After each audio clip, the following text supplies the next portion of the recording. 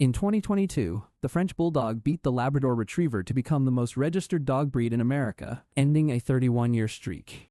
Everyone says the same thing when they see one. Look how cute, look at that flat little face. But that flat face is exactly the problem.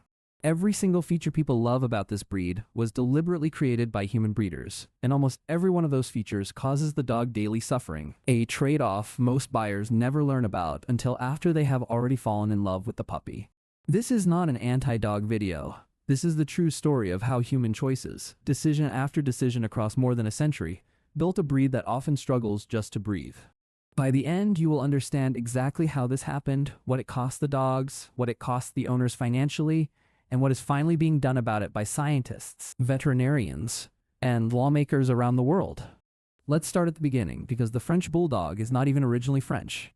The breed actually started in Nottingham, England, in the early 1800s, where lacemakers bred small versions of the English Bulldog as companions and ratters.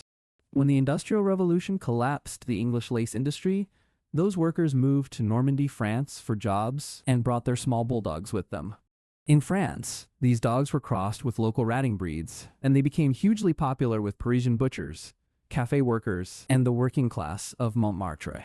By the 1880s, the breed had spread across every social class in France, and it even appeared in paintings by the artist Toulouse-Lautrec, documenting its rising status among Parisian society at the time. Wealthy American tourists visiting Paris fell in love with the breed and brought them home, including families as famous as the Rockefellers and J.P. Morgan.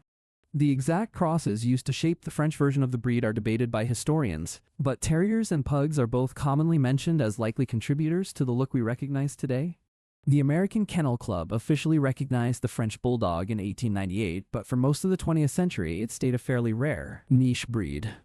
For decades after that recognition, registration numbers stayed modest, and the French Bulldog remained a background breed compared to more common family dogs of the era. Everything changed in the 2000s, and especially the 2010s, when celebrities like Lady Gaga and Dwayne Johnson showed off their Frenchies on social media. The breed's small size made it perfect for apartment living, and by 2022 it had officially overtaken the Labrador as America's most popular dog. Now here is where the real story begins, because that popularity was built on physical traits that were never designed with the dog's health in mind.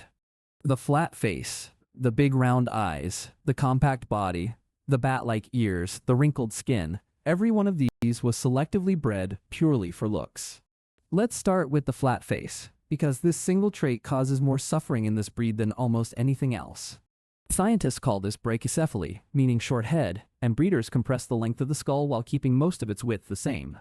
The problem is that the soft tissue inside a normal dog's skull, the nose passages, the soft palate, the throat, did not shrink along with the bone.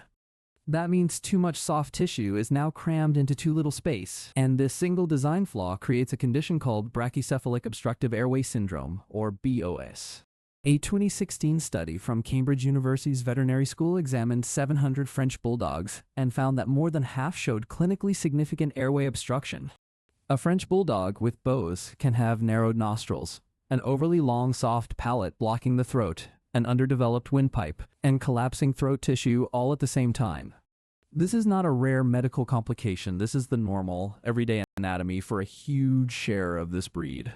A separate 2019 study by the Royal Veterinary College in London found that 1 in 3 French Bulldogs in the UK had at least one recorded health disorder, a rate significantly higher than similar-sized breeds. BOS is really a cascade of problems working together, not one single issue, which is why fixing one part of it rarely solves the whole breathing struggle on its own. Living with BOS means the dog is essentially working hard just to breathe at rest, and even light exercise can trigger real breathing distress. That cute snoring and snorting sound owners often find adorable is actually the audible sound of a dog struggling to move air through a blocked airway. Hot or humid weather becomes genuinely dangerous because these dogs cannot pant efficiently enough to cool themselves down like a normal dog can. Many French Bulldogs are also affected by sleep apnea, and owners often notice their dog sleeping on its back with its head propped up, which is actually the dog's own way of adapting to open its blocked airway. Major airlines, including American Airlines, started banning brachycephalic breeds from cargo holds back in 2018 after multiple French Bulldogs died mid-flight from breathing failure. Surgery to widen the nostrils or shorten the soft palate can help, but it treats the symptoms of a design flaw, not the flaw itself. Now let's talk about the wrinkled skin, another feature bred purely for cuteness with a real physical cost. Those deep facial folds create warm, moist little pockets that are perfect breeding grounds for bacteria and yeast. This leads to a chronic, painful skin condition called intertrigo, which usually needs constant cleaning and repeated veterinary visits for the dog's entire life. Owners are typically told to wipe down these facial folds daily, sometimes with medicated wipes, simply to prevent the bacteria and yeast underneath from flaring up into a painful infection. This is a permanent, lifelong maintenance task caused entirely by a wrinkle pattern that breeders selected purely because it looked appealing in photographs and at dog shows. Next is the compact body and that famous corkscrew tail, which people often think looks charming, but it is actually a visible spinal deformity.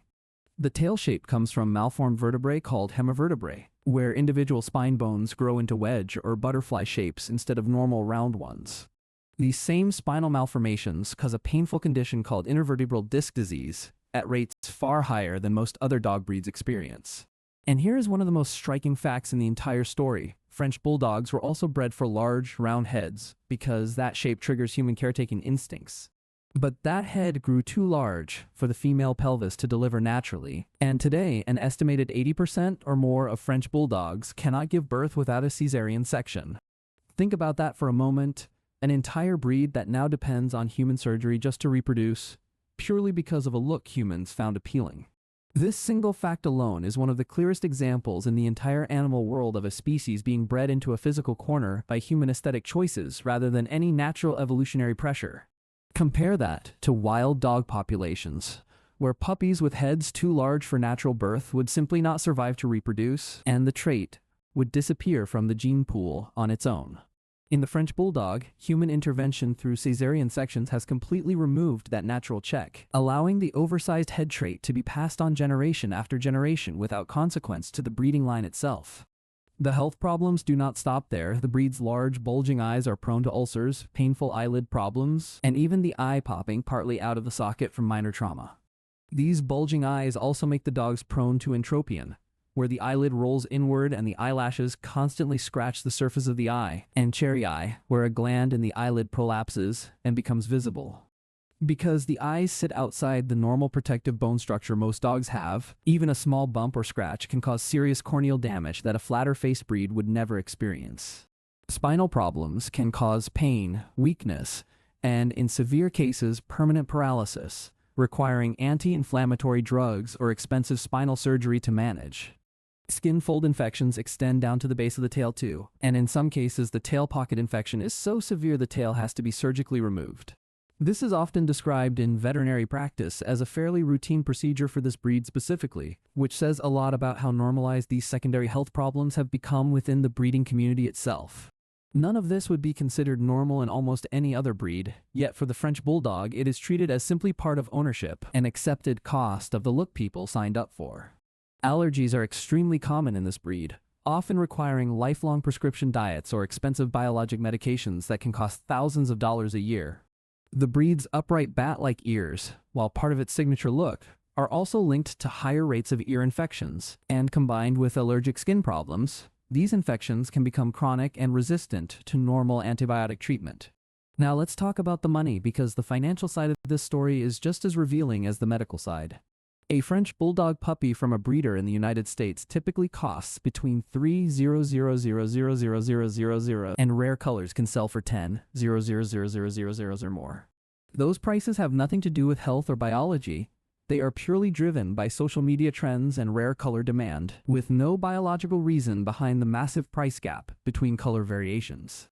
Bose corrective surgery alone can cost between $1,500 and $4,000 for a herniated disc can run $3,000. Add in allergy treatment, skin fold care, and routine eye problems, and owners can realistically spend tens of thousands of dollars across the dog's lifetime. Pet insurance companies often exclude or heavily limit coverage for brachycephalic breeds entirely because the health risks are already so well documented in the industry. A 2021 study by the Royal Veterinary College also found that French Bulldogs had noticeably higher veterinary consultation rates overall than mixed-breed dogs of a similar size, meaning more frequent vet visits across the dog's entire life. When you add together the surgery costs, the allergy management, the eye care, and the higher number of routine visits, the true lifetime cost of this breed is often far higher than buyers expect at the moment they pay that initial purchase price. So why do humans keep choosing this exact combination of features, even knowing the cost? The answer comes down to a concept called neoteny, first described by scientist Konrad Lorenz back in 1943, who called it kinchinchima, or baby schema. Big round eyes, a flat little face, a large head compared to the body.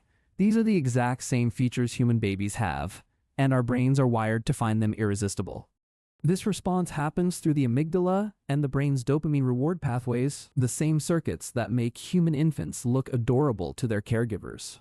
Dogs have lived alongside humans for over 15,000, and the French Bulldog in its current form is really the most extreme result of this ancient instinct being exploited.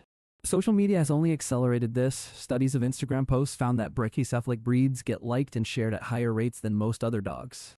Even the snorting and wheezing sounds, actual symptoms of chronic breathing trouble, are frequently described in comments as cute, without people realizing what they are actually hearing.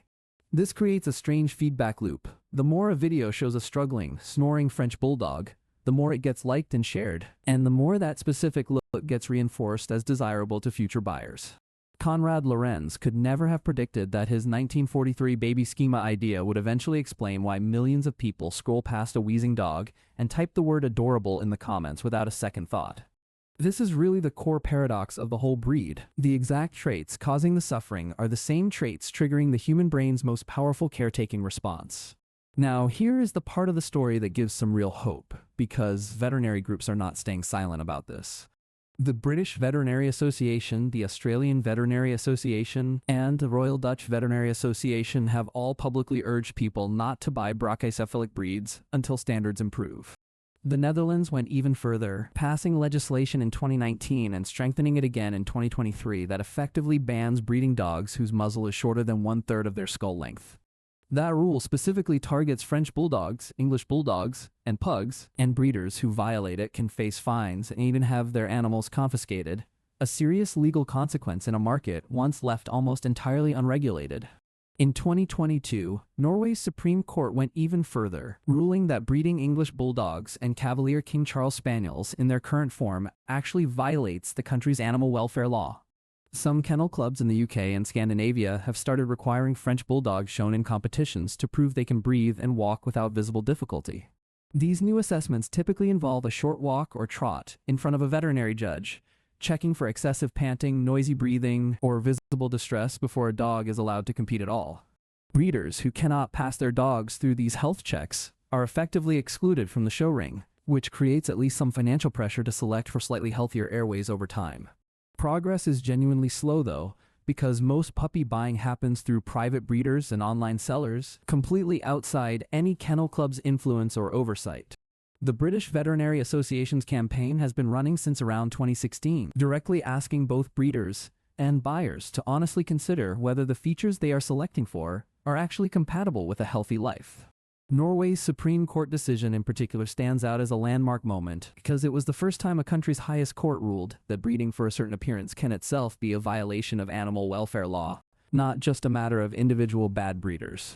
That ruling opened the door for similar legal arguments to be made in other countries, and animal welfare groups have pointed to it as a possible turning point for how breed standards get written in the future. So here is the honest, uncomfortable truth at the center of this entire story. The very features that make people say, "aw," are the exact features causing this breed the most pain. This is not really a story about one bad breed. It is a story about what happens when human aesthetic preference is allowed to override an animal's basic ability to breathe and move freely. It is worth remembering that not every French Bulldog suffers to the same degree. Some individuals, with slightly longer muzzles and better bred lines, breathe far more comfortably than others. But the breed standard as a whole, the traits celebrated in advertising, in show rings, and across social media, still push hard in the direction of flatter faces and more extreme features rather than away from them.